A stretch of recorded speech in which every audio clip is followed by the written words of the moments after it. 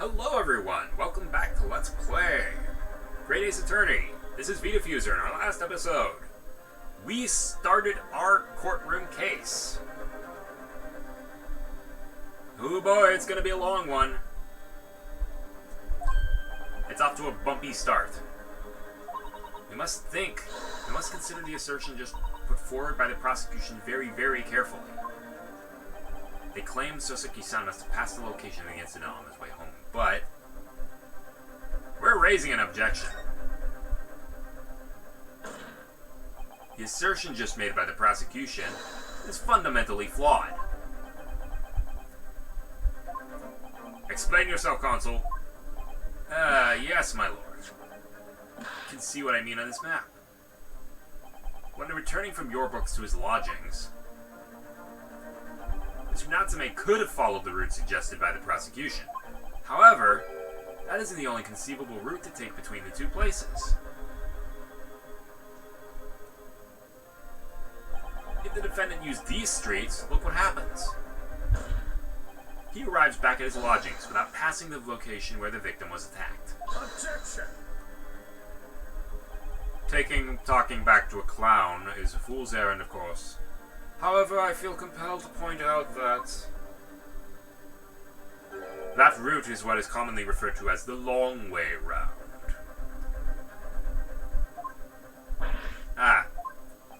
On a cold winter's night, why would any man choose to take a longer route home? Well,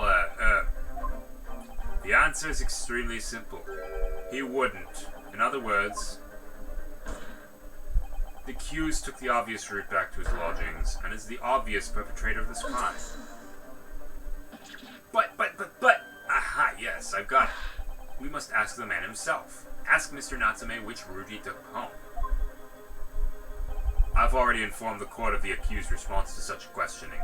He claims he has no recollection.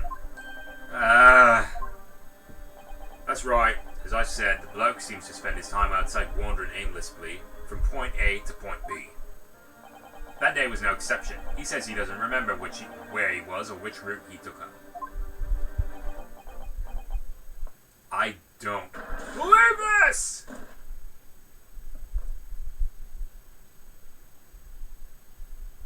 I thank you, my learned friend, and suggest that we do not waste any more of the court's time by wandering aimlessly around this subject.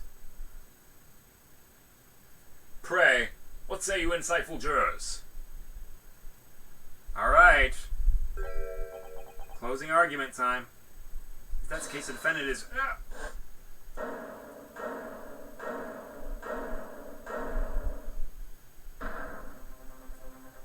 I agree with Lord Van Zeeks. Wholeheartedly, and in every way. What? I don't believe it.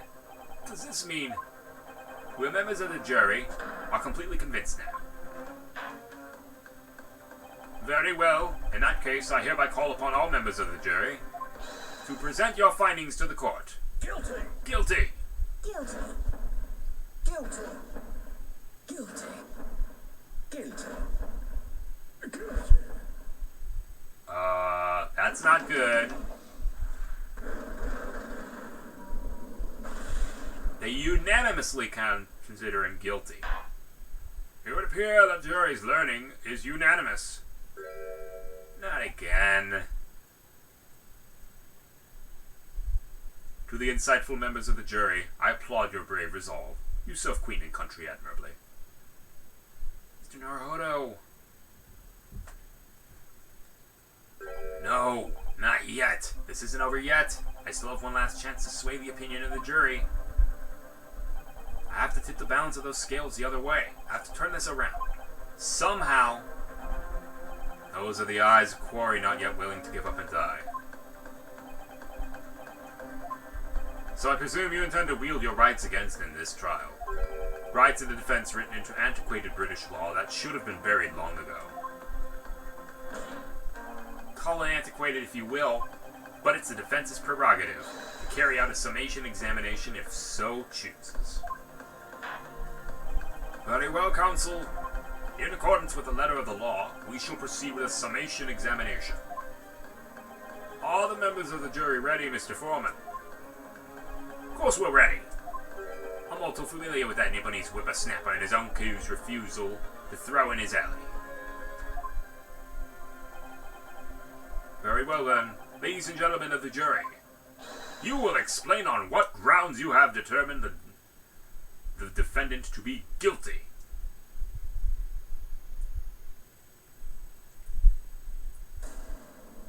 Alrighty.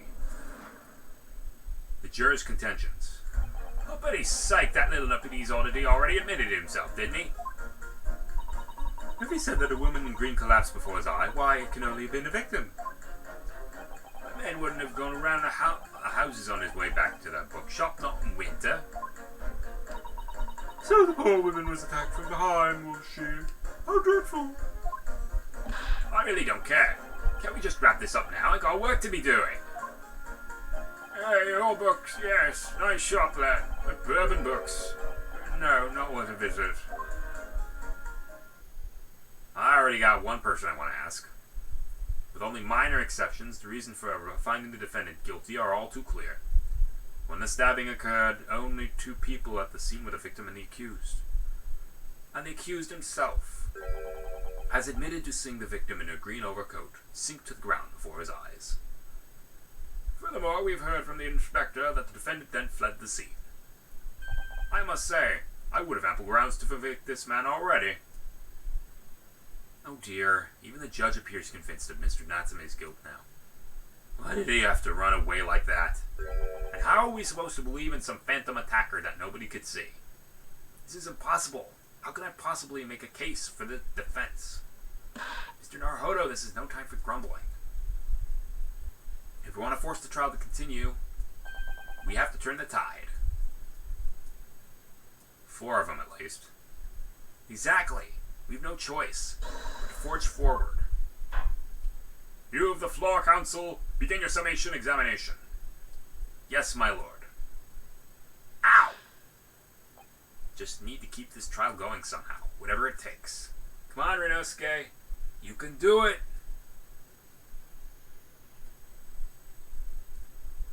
Jury examination. Alright. Not you. Not you. Not you. Not you, but you're gonna be very important later. I know it.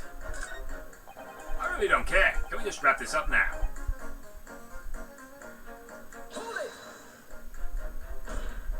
Man's life is on the line here, sir.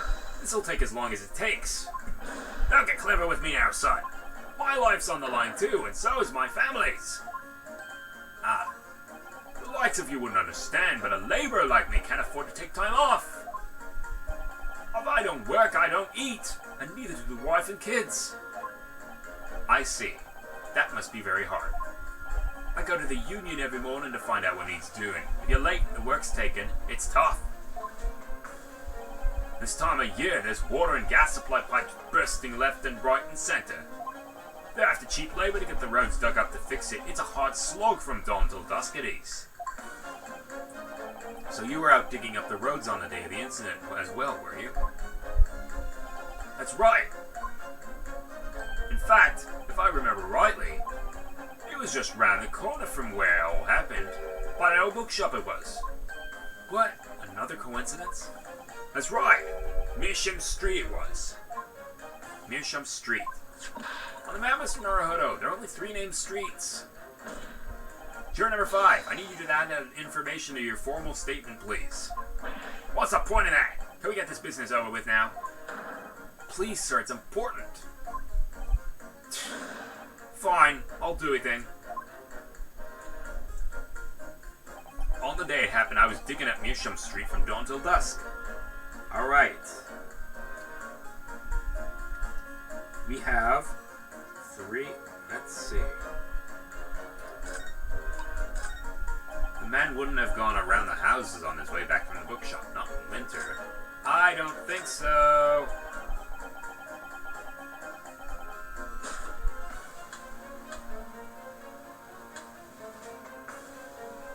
Objection. That 2 statements are currently at odds with one another.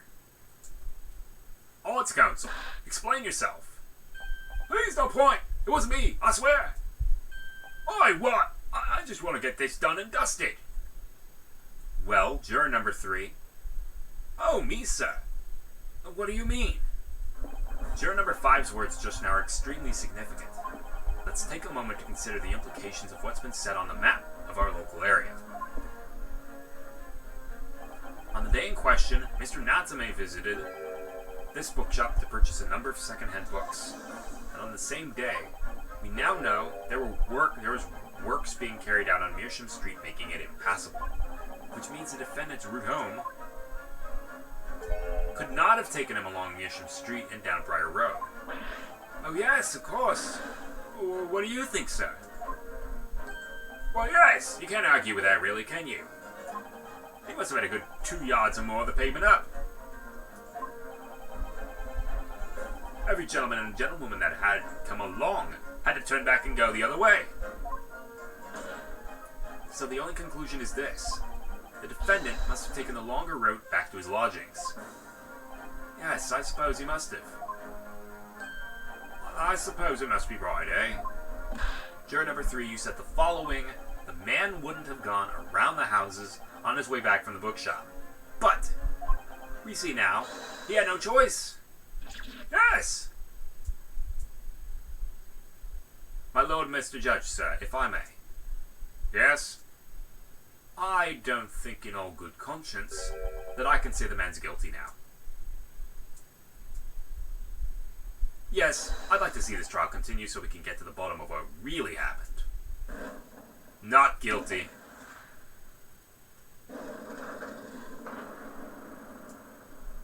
What about you, sir? Who, me? Well, alright then. If there's a hole in the prosecution's argument, it should be filled in. That's what I say.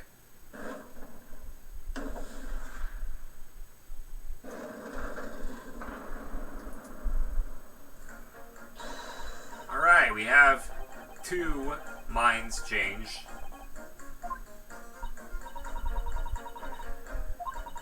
They'll be asking themselves if their current leanings are right or not. Now, if only we could just identify one or more clue discrepancy that could make them stop doubting. We want to see if that last guy is good.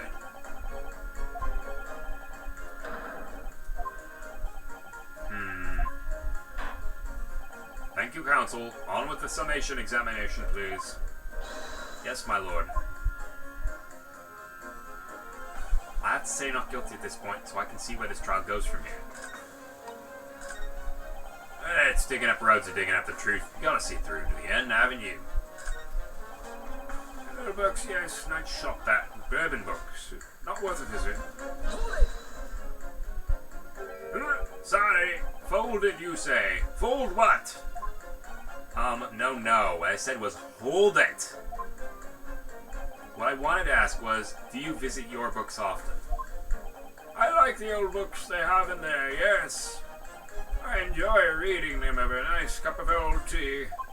That's my daily routine, you see.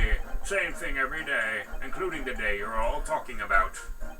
And at what time did you visit your books on the day in question? Well, I was picking out books in the whole afternoon, and it would have been just before 5 I left. That's my daily routine, you see. Same thing every day, including the day you're all talking about. Just before 5, you say? Exactly when the victim was attacked. Are you sure about the time? Oh yes, no mistake there. I remember it well. I'm not about to forget that day in a hurry. Not after the dreadful time I had. What do you mean? Well, I was walking down Calabash Road when I slipped on the ice and donked my head. It's always worse after the snow stopped falling. That's when it's most slippery. Knocked myself out clean, I did. I thought my mum was up. Wait a minute, let's get this straight. This happened on Calabash Road. That's right, I live in Cornpipe, you see. Heading down Calabash Road is the quickest way for me to get back from your books. Juror number 6, I must insist that you add that information to your formal statement. It may be very well be extremely significant. Sorry, extremely sick? No, I'm quite alright now.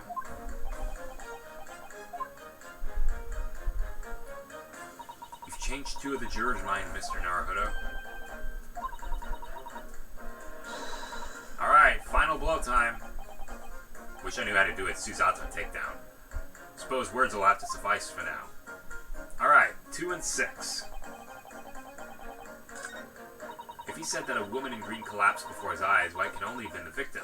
That's not true! That's not true!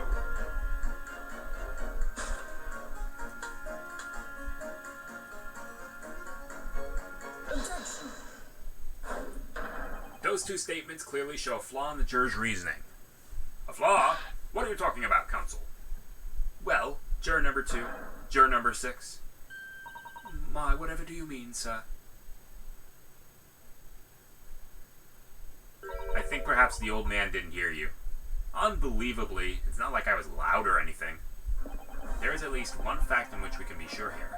The bookshop receipt found in the defendant's room clearly indicates on the day of the attack, he'd been to your books and purchased a number of second-hand titles and returned home on foot. But the man says he has no recollection of his return journey. That's correct. But what he does remember is seeing someone appear in front of him on the way. Someone in a green overcoat, who suddenly collapsed in the pavement before his eyes. Yes, we're all aware of this poor young woman who was stabbed, obviously. Can we really be certain of that, madam? My, whatever do you mean? I'm sure you heard juror number 6 account of what happened to him on that day. That same afternoon, there was somebody else apart from the victim, who was wearing a green overcoat and who fell over on the icy streets in the neighborhood. Oh my! My goodness, you mean... That's right. I'm referring, of course, to the hard of hearing, juror number 6.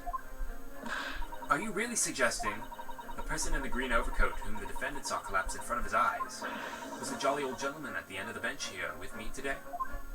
That is entirely possible, yes. After all, the old man had a somewhat similar build to the victim.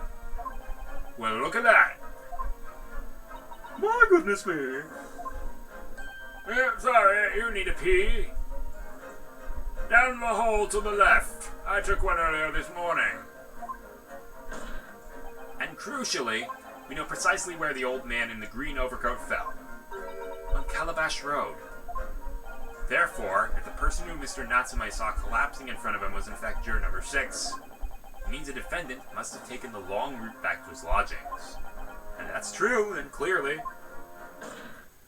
The crime scene on Briar Road where the woman was stabbed was not on his way home. Oh my! You idiot old man! You'd been so daft as to be roaming about there, we'd have booked this off hours ago. Really? What were you thinking wearing such a befuddling coat? What did you say to me? Is it a crime for the elderly to walk these days? Is it a crime to slip over the ice? Is it a crime to keep up with the latest styles and wear a beautiful green overcoat? Is it?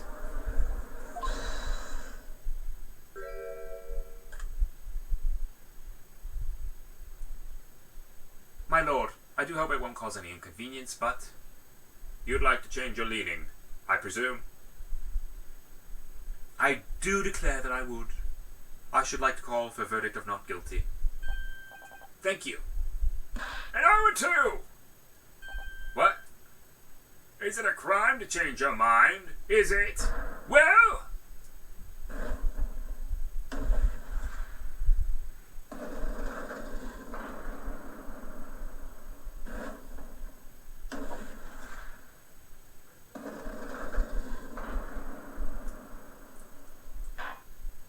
Well, that summation examination has conceded with a large shift in opinion. The ayes 2, the noes 4. The noes have it, not guilty, they say. Which means we no longer have a consensus among the members of the jury. The trial will continue. Objection.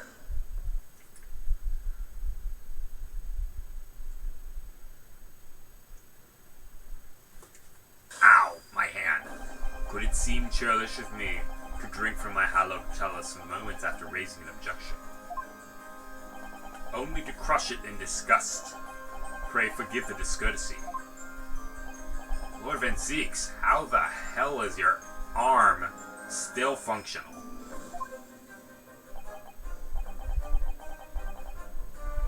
Hang on. There we go. It seems I must retract my earlier remark. What do you mean? I mistakenly credited these jurors with intelligence by describing them as insightful. Yet we have just witnessed them falling for a cheap trick performed by an Eastern entertainer. Aye! Whatever do you mean? Objection. I haven't tricked anyone. Everything I said is the truth. Indeed, stalwart juror number 5 was undoubtedly repairing the road, as he claims. I believe you said it was a good 2 yards of the pavement which you had excavated, sir. That's right. It took me a whole day and they paid me a measly tuppence for it. Now, my learned Nipponese friend, tell me, do you have any notion of the distance that 2 yards represent? Well, if I'm honest, I don't have a clue, no. 2 yards is a little less than 2 meters. Less than 2 meters? That's not much at all.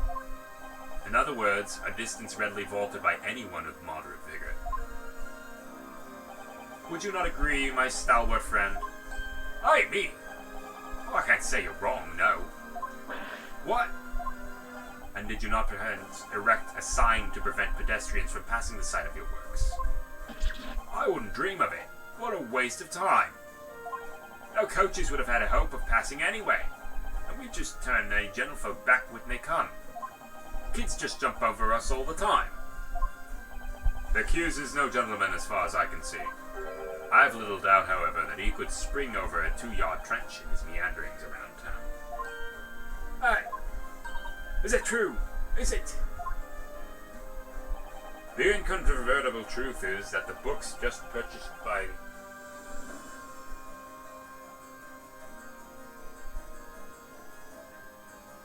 Oh, sorry about that.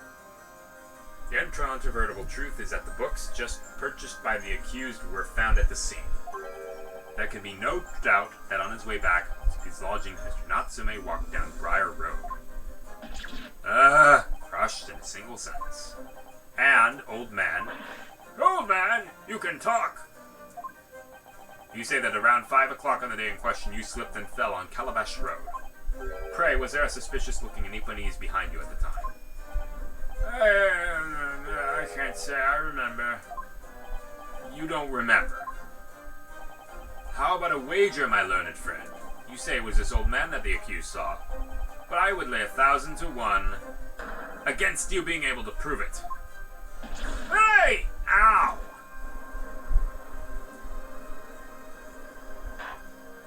Order! Order! Lord Van Zeeks, explain yourself. My lord, if you had such a trenchant argument up your sleeve, why in the world did you not proffer it during the examination? I wanted to give this young foreign student the sightseeing experience he no doubt came for.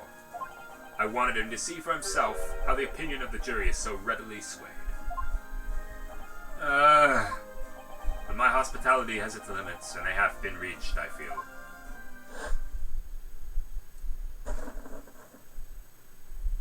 So, my learned friend, today's sightseeing tour of London is now over. I'm a little disappointed that that cape didn't land on his forehead.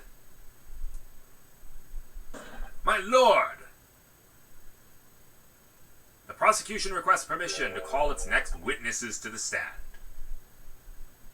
Granted. Bailiff, bring forth the witnesses. Its next witnesses? Mr. Naruhodo, do you not remember? We've been told on several occasions that there were eyewitnesses to the incident. One of them's a policeman. I'm afraid that's likely to be the prosecution's next witness.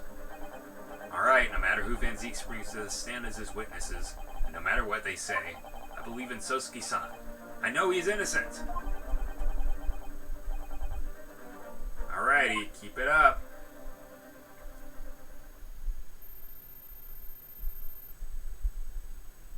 You look like you're about to fall over right now. Witnesses, please state your names and occupations for the court.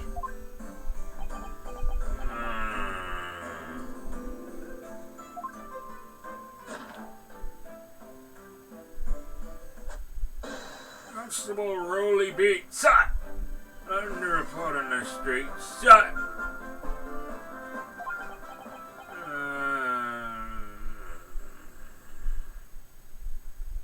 And I'm Miss Beat. Patricia's my name. I'm proud to say I'm this young town hero's wife.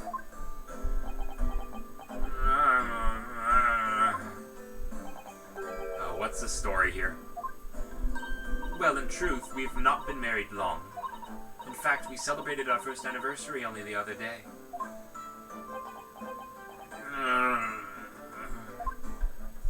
No, it was your husband I was asking about. He seems tired. Hardly surprising. Whilst being an honorable occupation, patrolling the beat is the most demanding work in the world. Oh, really? I'm sure I've heard that before, actually. Indeed, apart from rare days off, our gallant officers trudge some 20 miles a day, you know. They patrol boarding houses and pubs, collect taxes, survey the streets, check that meters are reading true, and they're responsible for keeping the streets clean and lighting and extinguishing our streetlights. There are a number of items on that list that don't sound much like policing duties at all. I wouldn't just be falling asleep on my feet. I'd have collapsed long ago. It goes without saying that a policeman's primary duty is the apprehension of criminals. Even when he's off duty, a constable is expected to investigate and resolve any crimes on his beat. For the London Bobby is a man of honor. And a man of slumber. On the day in question, this man and this wife were walking down Briar Road in the opposite direction, and they witnessed the incident as it occurred. Is that not correct, Mr. and Mrs. Beat? That's right, sir. Isn't it Rowley? Constable Rowley Beat, sir. Nothing to report on the street, sir. What a great witness he's going to be. Very good. I'd like to hear from your formal testimonies now, please. You will tell the court exactly what you saw on the afternoon of the incident. Yes, sir.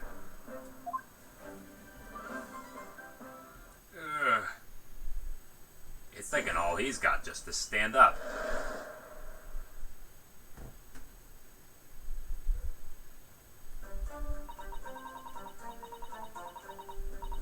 It was a wedding anniversary and Rowley was taking me out for a meal. Time to charge. Two silhouettes appeared in the fog and the pavement. One of them collapsed on the floor, the other scattered something before running off. And then went for help at the nearby police box.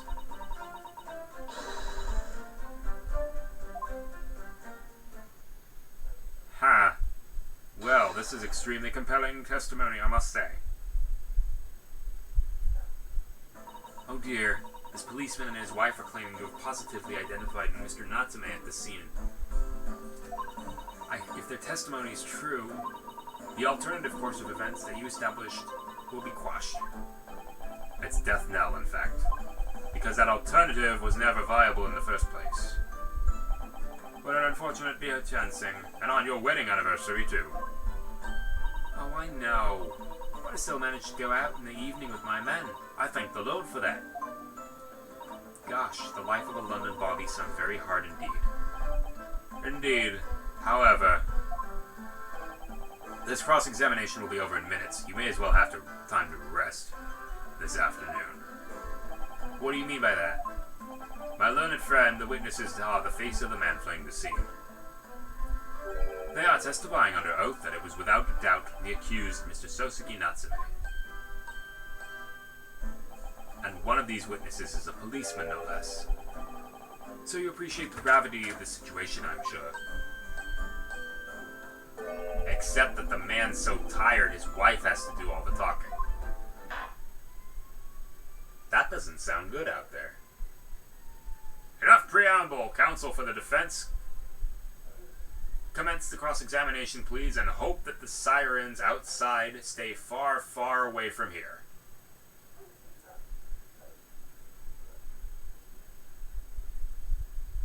Yes, my lord.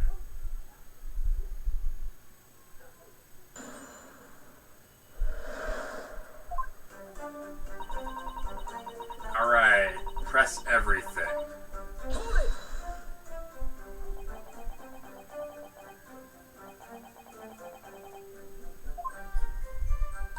Oh no, sadly not. It's a job for strapping young men only. Women, children, and the elderly can't even apply. Well, I think you can probably see why children and the elderly can't do the job, can't you? I think Rowley looks ever so handsome in his uniform. It suits you down to the ground, doesn't it, darling?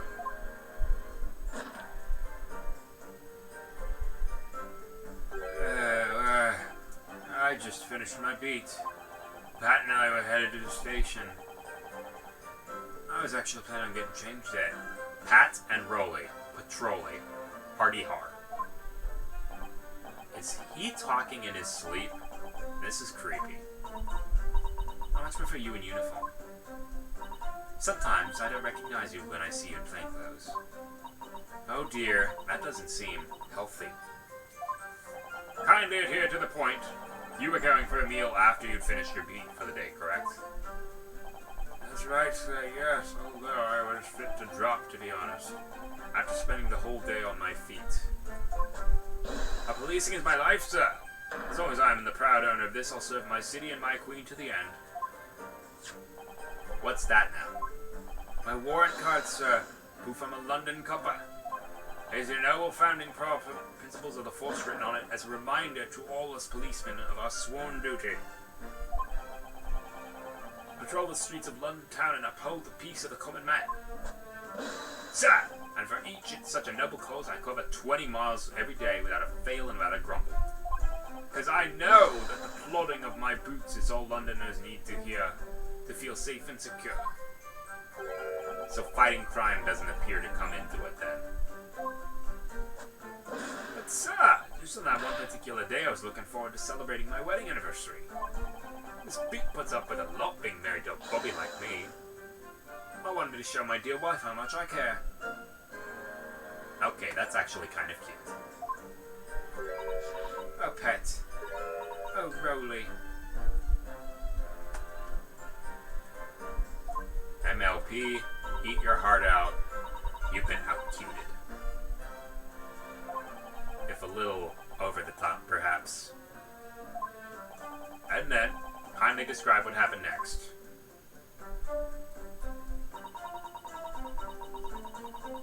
Hold it!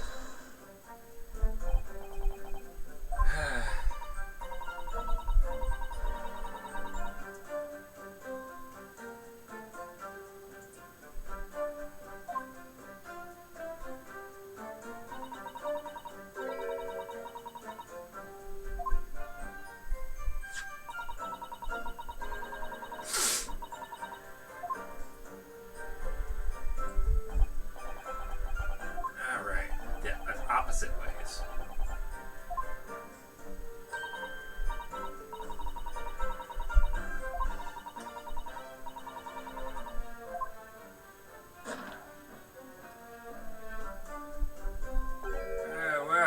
Yes, that's right. Of course, there's a light fog on the ground.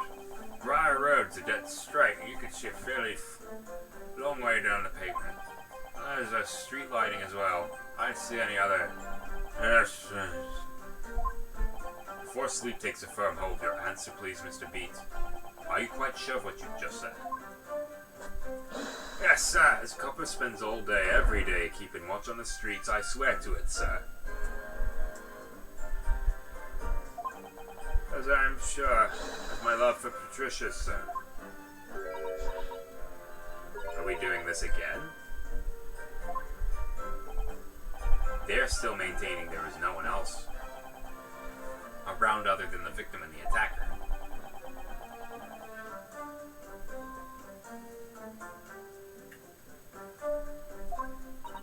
I'm beginning to seem like there's nowhere to run. Well, that didn't stop Mr. Natsume, did it? He fled the scene all too convincingly.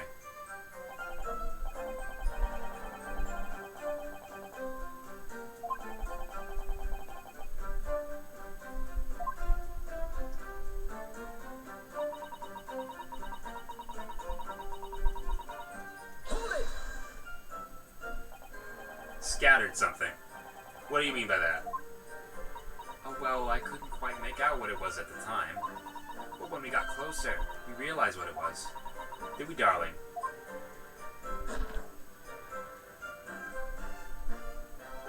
Yeah, that was right. There's some old books. I see. Old books. Yes, sir. Culprit had dropped a number of them around where the victim lay on the pavement. Indeed. Clearly pictured in his photographic print. The rotten Japanese man did that when he did the deed. Let's not forget that it remains to be established that the defendant was indeed the attacker. We saw him! It was a man in the dock without question. Sir, the mustache, the hunched back, cat-like eyes, the top mouth, the snub nose. Everything. Any more insults you want to throw in? That's right, he looked down at the poor defenseless woman with those terrifying, intense eyes, and then suddenly threw his books onto the pavement and ran away. I see. This is tough. They seem as though they're telling the truth there. May I remind the court this unambiguous testimony comes from a policeman and his wife. Now please, continue. Yes, sir!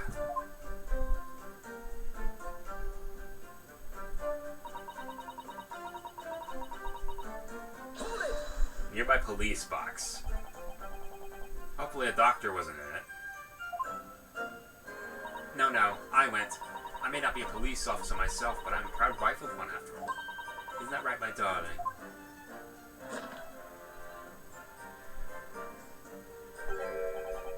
Yes. Yeah, that's right.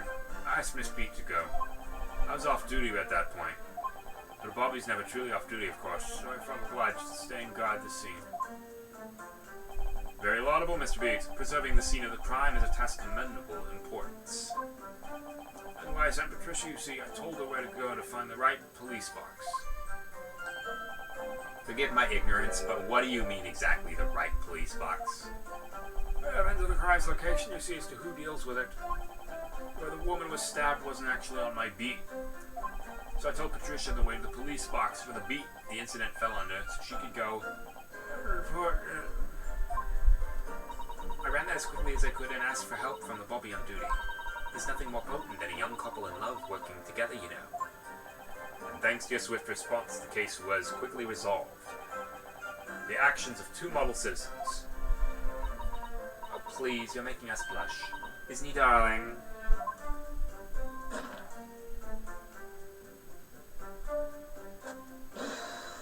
Yes, sir. What Patricia said, sir. Let's move on, shall we?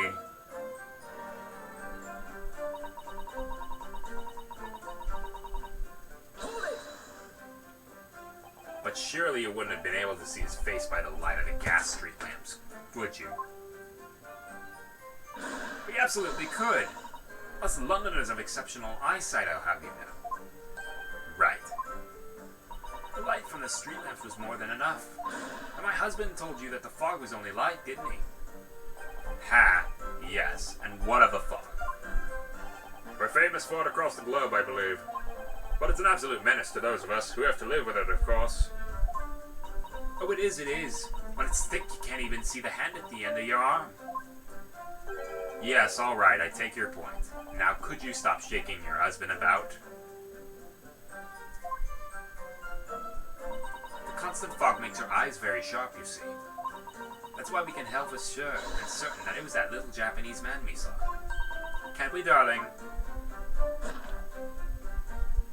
You're almost as bad as John. Oh, yes. I was accused of no mistake. A mustache, hunchback, cat-like eyes, top mouth, snub nose. Unmistakable, sir. As far as this couple's testimony is concerned, there can't be any question. It was Sosuke-san they saw running away from the scene of the crime. So that's it, is it? That's their entire testimony? We don't have much to work on. I hate to admit it, but on hearing the testimony, it really does seem as though Mr. and Mrs. Beat saw what they say they saw. And Mr. Natsume running away. I feel the same. So if that's true, where does it leave us? The members of the jury are sure to call for a guilty verdict after this testimony. If Kazuma-sama were here, I think you would try to find a contradiction somewhere else within their testimony.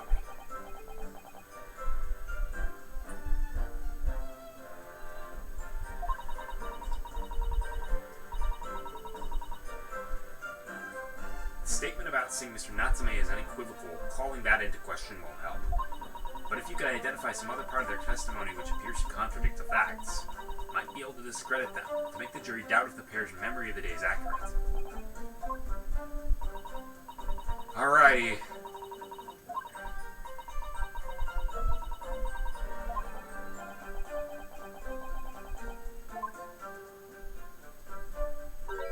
Mr. Lawyer, sir, can I ask you something? Yes, of course. What is it?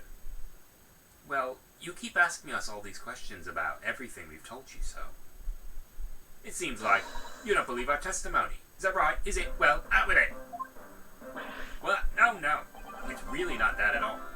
My husband's a policeman, remember? And I know what I saw. I remember the last detail. Everything. Like... I know. What about the books the man dropped? I can tell you the names of every one of them I could. Every single one. And you dare to question how reliable my testimony is. That will do, Miss B. No, it won't do at all. That Japanese lawyer has no idea what I'm capable of. Even if I decide to forgive him for insulting us, don't think for a moment that Rowley will. I didn't mean to cause offense. Please put your husband's fists down. He's not a rock'em sock'em robot. Perhaps you would like the opportunity to supplement your testimony, Miss Beat, as I readjust my toupee. Might that appease you? Oh, thank you, my lord. That would settle things nicely. Wouldn't it, darling?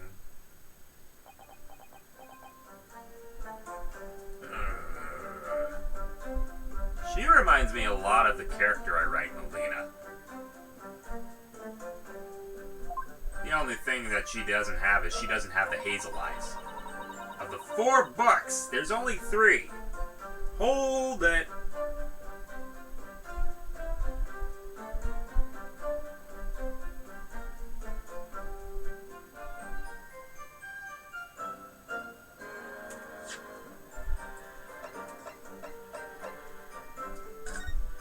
There's 3 books here. I don't think so.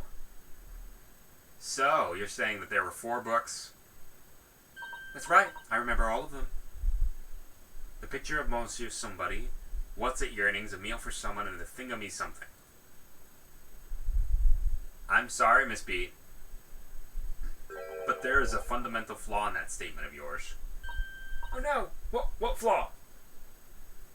1, you didn't get the titles.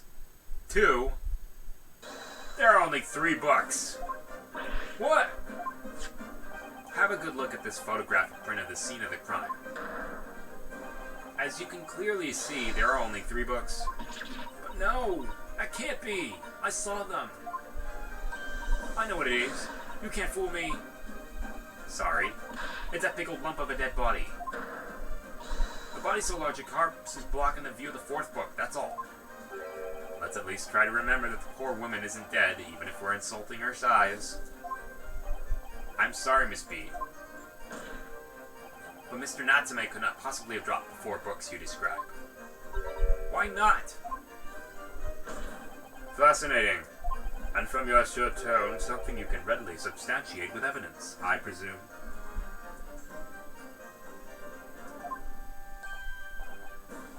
Evidence. Alright, time for our receipt.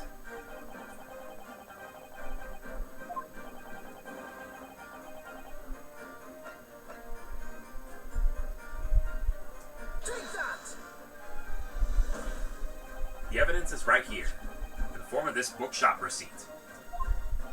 From your books. Yes, this receipt details Mr. Natsume's purchase that day. But as you can see, only 3 books are listed. No! Therefore, Mr. Natsume would only drop 3 books at the scene of the crime. Which means that your powers of observation, madam, cannot be relied upon.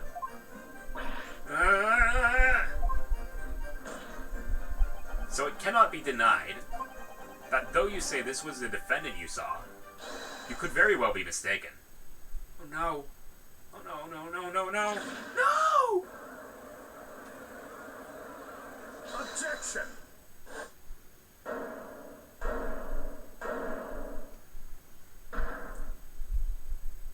It's plainly evident. That is your powers of deduction that cannot be relied upon, my learned Nipponese friend. What? What cannot be denied is these two witnesses saw the accused running from the scene. The fact that you know very well you have no hope of disproving. So you've striven to divert attention from that by dint of some inconsequential discrepancies. Would that be fair? He sees right through me. But your plan is somewhat recoiled against you. What are you talking about? It's quite simple. Let me explain with a toast. To the policeman's wife in her entirely accurate testimony, in every respect. Oh! You see, the matter is not up for debate. At the scene of Briar Road, a total of 4 books were most definitely found. Objection! What about the photographic print? It shows 3 books. Quite right, only 3 can be seen. In that print. You mean to say... Allow me to present another, one that shows the victim's hand. That book looks familiar. Youch, it's seen better days. As you will observe, the 4th book was hidden from view in the original print by the victim's torso.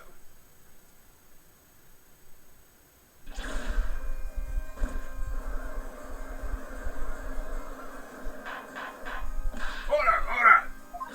There, you see? Look at that! Look! Yes. It's just like I said, isn't it, my darling? Yes, sir. Patricia's always right, sir.